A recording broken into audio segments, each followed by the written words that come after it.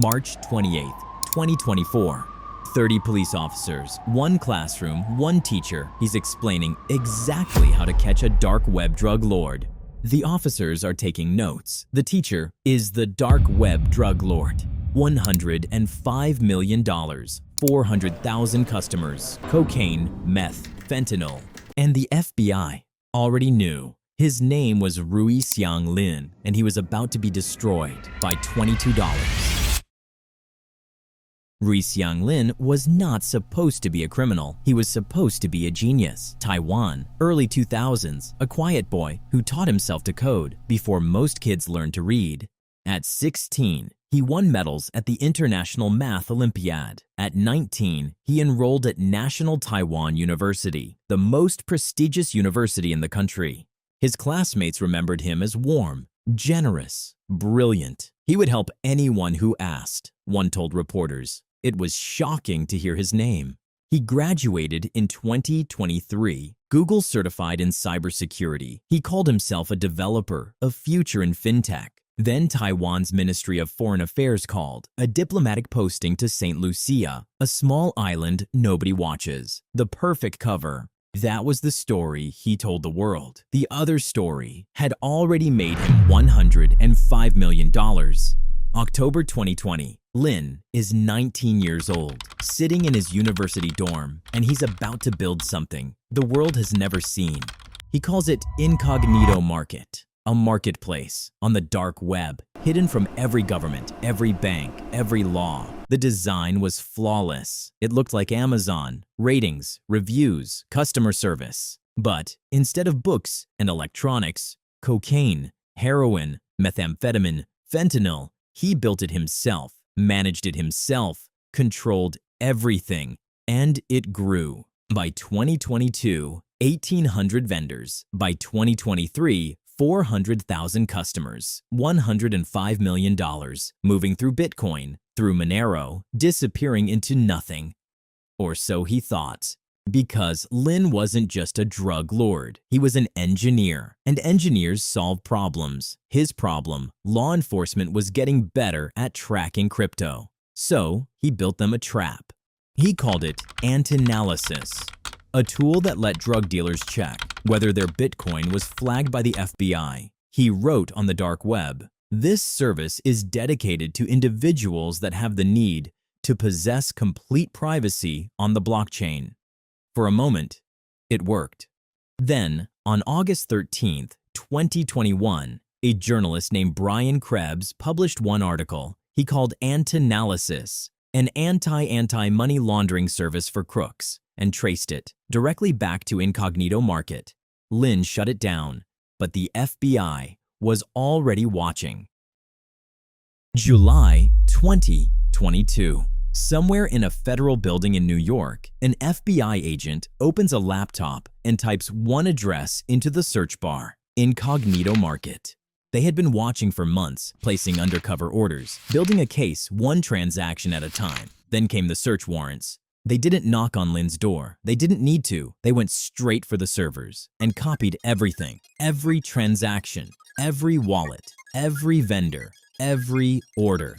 Lin noticed. The site went down for a few hours. Something was wrong, and he knew it. So he opened Google and searched for answers. On the same personal Gmail account the FBI already had full access to. They watched him search in real time. But that wasn't even the mistake that destroyed him. The mistake was something far smaller. Lin had registered his marketplace domains through Namecheap under his real name, using his real phone number and a real address in Taipei. One day, a domain payment came up short by just a few dollars. So he transferred the difference directly from Incognito Market's admin wallet to an account verified with his Taiwanese driver's license. One transaction, $22.09. And just like that, the FBI had a thread. They pulled it, and the entire empire began to unravel. By 2023, Lin had personally moved nearly $9 million through his personal exchange accounts, deposits growing from $60,000 in 2021 to $4 million in 2023. The FBI had his name, his face, his location. But Lin was a diplomat now, protected by his posting in St. Lucia. Extradition was nearly impossible, so they did the only thing they could do. They waited. February 2024. Lin had $105 million. He had 400,000 customers. He had the perfect cover, and he decided to burn it all down. Without warning, Bitcoin withdrawals stopped. Then Monero, 400,000 users, locked out, their money gone.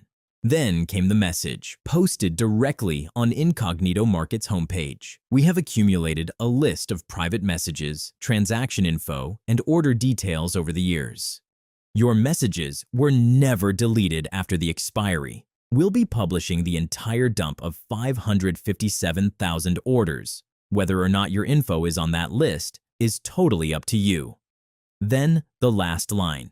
Yes, this is an extortion.